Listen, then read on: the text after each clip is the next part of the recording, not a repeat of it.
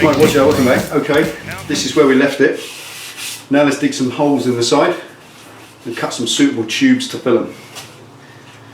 Let's get on with it.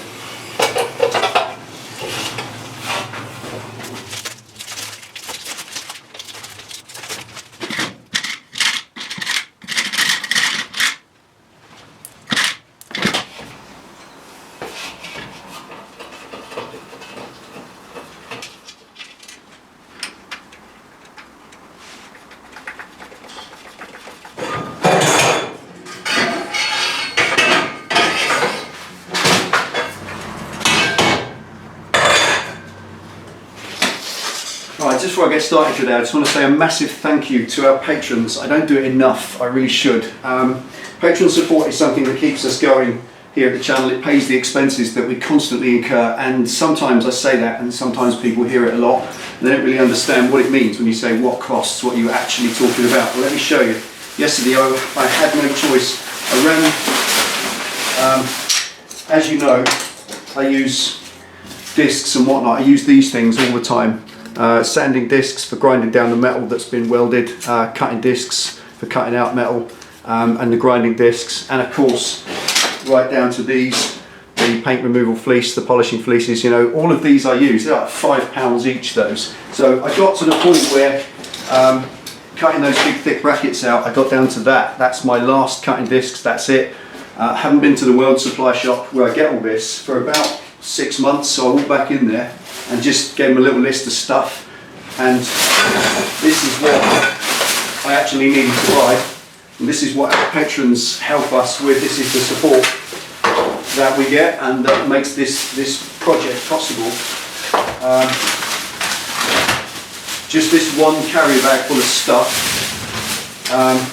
which consisted of 2 belts for the sander. Now I've been using these medium grit belts to shake down the metal, but they don't last very long because they're medium grit. They're really for fine sanding, whereas this is what I should be using, a super grit 40 grit belt instead. So I bought a 40 grit belt, that was £8, and I bought another medium grit belt. That's a good economy because although they're a little bit cheaper, they wear out quicker, so you're better off doing the bulk of the sanding with the big one and then you change to that one. So common sense, just investing in those, 16 quid.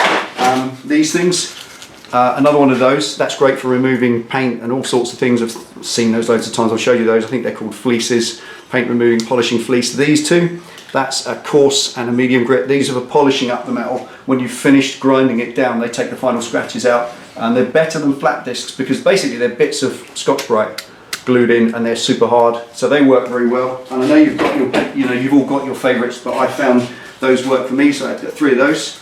And the bulk of what I got, 2 things. One was a box of these. These are 25 in a box. That's the 1mm cutting discs. That's for cutting up the steel, which works really well. In the absence of sort of a bandsaw or anything, I have to cut the steel with good old 4-inch grinder or a 1/2-inch grinder, and that's the best way to buy them. 25 in a box there. They came to £13. And finally, the biggest expense. You've seen perhaps use this quite a lot. These are just, you get this kind of arbor, this backing, and you buy these discs, sort of 3M. They are super hard, and they're for grinding back the steel that you've welded. They're excellent, they really are. That's a 36 grit, and they last and last, and I had 4 of those, and they've lasted me maybe 6 months. They're very good at taking back metal. They just literally grind it straight off. Some people prefer flat discs. That's the ones that look a little bit like this. They're loads of flaps of sandpaper. They work okay, but they can give a rounded finish. They don't give a nice flat finish like that, and these are way more aggressive, and they cream through the metal in seconds, so they're far more efficient. A little bit cheaper. These are at £3.75, £4 you pay for one of them. I got 25 of those for £25. They're £1 each. They would have been £2.20 each to buy sort of loose ones, but you buy a big box of them, you get for £1 each, so 25 quid for that. So honestly, yesterday I went into my favourite welding store, which is, for what it's worth, it's not a product placement, honestly. Shut up, all of you that keep whining about product placement. It's honestly just to show you where I got them. I went to Wellington Weld Supplies. That's where I bought them. Look them up on the net. They did me a favour on the price, but they do that for you, for anybody. I didn't get any sponsorship out of this, honestly, leave it out, will ya? 30% off down the line. which is nice, but they're a trade counter, so you get a trade price. Now this lot would have come to £100. I got the whole lot for 72 quid. There it is. £72.60 that lot was. That is still an awful lot of money, so I wanted to just big up now and say thank you to you patrons. Thank you so much for all that you do for us. It's that right there that you help us with. It's being able to walk into your World Supply store and get 72 quid's worth of stuff and walk out and be able to afford it. I would not be able to afford that just out of my salary, out of my wages. I wouldn't be able to afford that for just a project. And it's you, therefore, that are funding it. So for those of you who wonder what we say, when we keep saying thank you for the patrons you support this project, that's what I mean, literally in practice. There it is. There's the list. You can look down it. You can freeze frame that and look at it. 72 quid, all that stuff I bought down there. 2 sanding belts, 2 polishing belts, 25 cutting discs, 25 grinding discs. They will be useful for, I reckon, a year.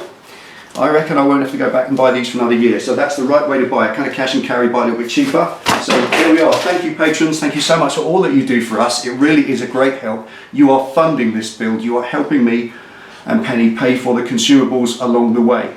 These are the things that run channels. Channels are expensive to run. Projects are jolly expensive to run. I'll show you at the end of this video, when we've finished today's messing about, exactly what this project has cost so far. We're up in the thousands, not just the £1,000 it cost for the donor bike, but many thousands after that I've spent in seed. And this is the kind of thing, 72 quid just for consumables. And that's the umpteenth time I've gone and done that. All the paintwork, polishing gear. I walked out of Halfords a little while ago, minus 55 quid. You know, it's that sort of thing that makes projects an expensive business. It truly does. So again, finally, patrons, thank you so much for all you do. And if you love what we do, I know a lot of people shout out for Patron. If you want to support us and help us along the way, then $1 a month in Patron, link underneath, it really, really does help. It means we can afford these things, keep the videos going, and keep the wolves at bay, keep the bills paid. All right, there we go. Shut up and get on with it.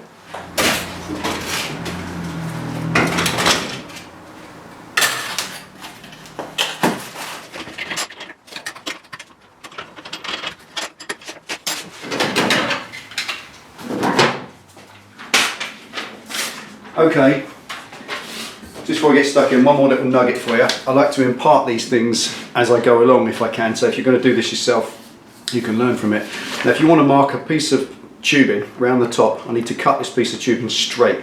I don't want it cockeyed at the moment. It's kind of almost straight, but I want to be sure. So, piece of paper.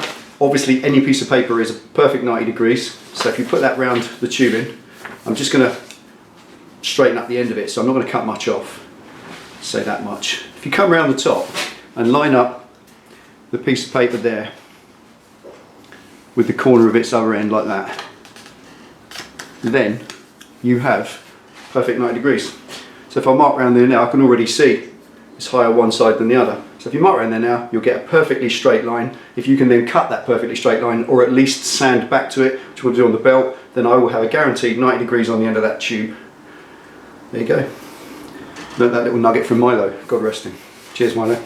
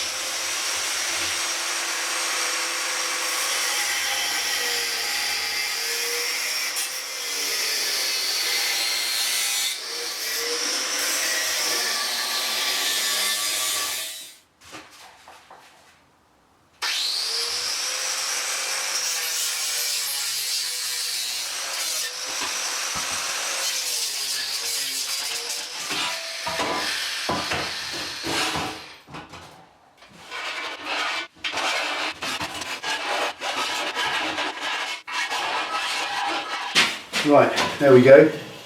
Now sadly, I must deprive us all of the ta-da moment because I can't insert that right back into its position. Reason being, these rear ones, well, all of them are too long. I've left them too long deliberately because I'm not doing any more now. Coming here at 9 o'clock this morning, it's 4:30 now. 7.5 hour monster session on this, just because I wanted to get them all welded in and grounded back, all the insides nice and flush and out of the way so I can put that in. The next thing is to grind these back. I've left them about 1 inch long at the front, 1/2 inch long at the back. If you look down the belly pan, which is what I'm trying to emulate here and tie in with the belly pan, I've got 1/2 inch sticking out at the front, and at the back they're flush with the surface.